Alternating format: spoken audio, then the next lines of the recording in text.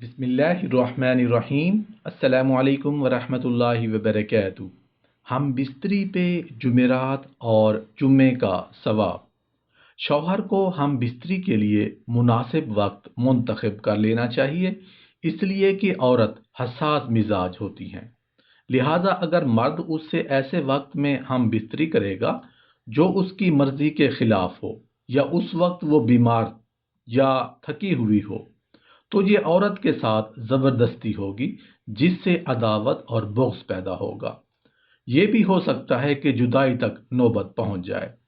پہلے چھیڑ چھاڑ، دل لگی، پیار و محبت، بوس و کنار اور بیوی کو مانوس کرنا چاہیے، پھر محبت بھرے اس فعل یعنی ہم بستری کو شروع کرنا چاہیے۔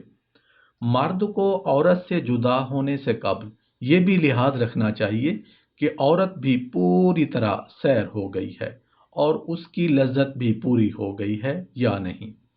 اتباع کا کہنا ہے کہ ہم بستری کرنے میں اعتدال سے کام لینا چاہیے،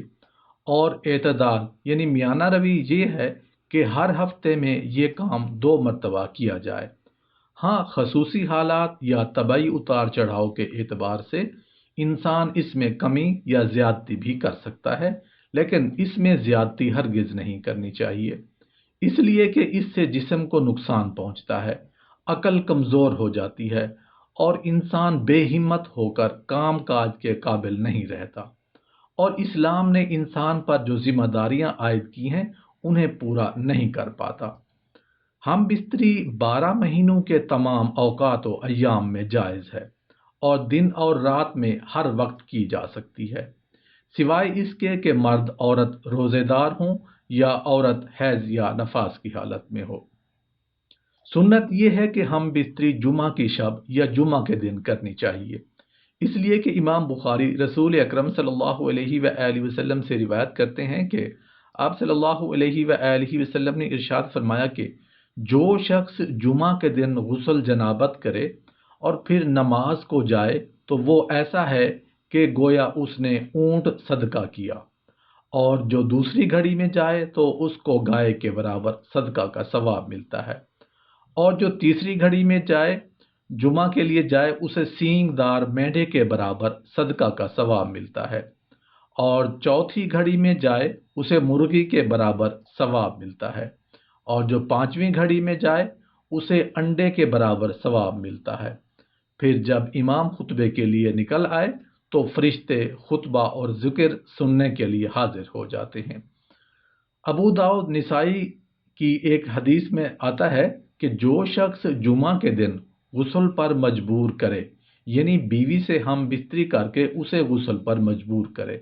اور خود بھی غسل کرے اور جلدی کرے اور نماز کے لیے اول وقت میں جائے اور سوار نہ ہو، پیدل چل کر جائے اور امام کے قریب بیٹھے اور غور سے سنے اور لغو بات نہ کرے، تو اسے ہر قدم اٹھانے پر 1 سال کے روزے اور کھڑے ہو کر نماز پڑھنے کا ثواب ملتا ہے۔ عورت کو چاہیے کہ مرد کے مزاج کا خیال رکھے اور مرد کے مزاج کو پہچانے، اور جس وقت وہ جو زیب و زینت یا پیار کی باتیں یا ہم بستری چاہتا ہو تو اس میں اس کی خوشی کا احترام کرے، اور ایسا کام نہ کرے جس سے اس کی دل شکنی ہو۔ لہذا اس کی اجازت کے بغیر نفل روزے بھی نہیں رکھنا چاہیے۔ چنانچہ امام بخاری اور مسلم نے نبی کریم صلی اللہ علیہ وآلہ وسلم سے روایت کی ہے کہ آپ صلی اللہ علیہ وآلہ وسلم نے ارشاد فرمایا کہ جب مرد اپنی بیوی کو بستر پر بلائے اور اس کے پاس وہ نہ جائے اور شوہر اس وجہ سے اس سے ناراض ہو کر رات گزارے تو صبح تک اس عورت پر فرشتے لعنت بھیجتے رہتے ہیں، اور ایک روایت میں یہ الفاظ ہیں کہ اس وقت تک لعنت بھیجتے رہتے ہیں جب تک اس کا شوہر اس سے راضی نہ ہو جائے۔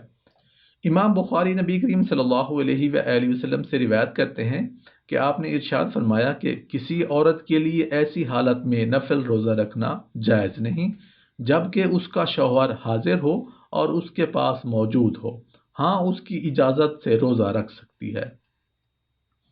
اسلامی نقطہ نظر سے میاں بیوی کے اس محبت بھرے شرعی فعل سے متعلق یہ اہم پہلو ہیں، اور شریعت ربانیہ کے اعتبار سے میاں بیوی کے لیے یہ امتیازی آداب ہیں،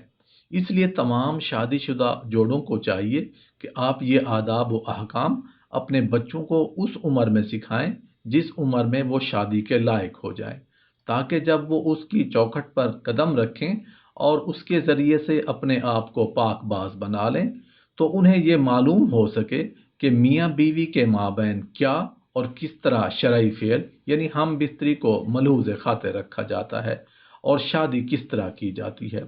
اللہ جل شانہ سے میری دعا ہے کہ ہمارے نوجوانوں کو ایسی نیک صالح بیویاں میسر آئیں کہ جب ان میں سے کوئی اپنی بیوی پر نظر ڈالے تو وہ اس کو خوش کر دے، اور جب وہ اسے کسی بات کا حکم کرے تو اس کی فرما برداری کرے، اور جب اس کے پاس اب موجود نہ ہو تو اپنی عزت اور آبرو اور شوہر کے مال کی حفاظت کرے۔ آمین یا رب العالمین۔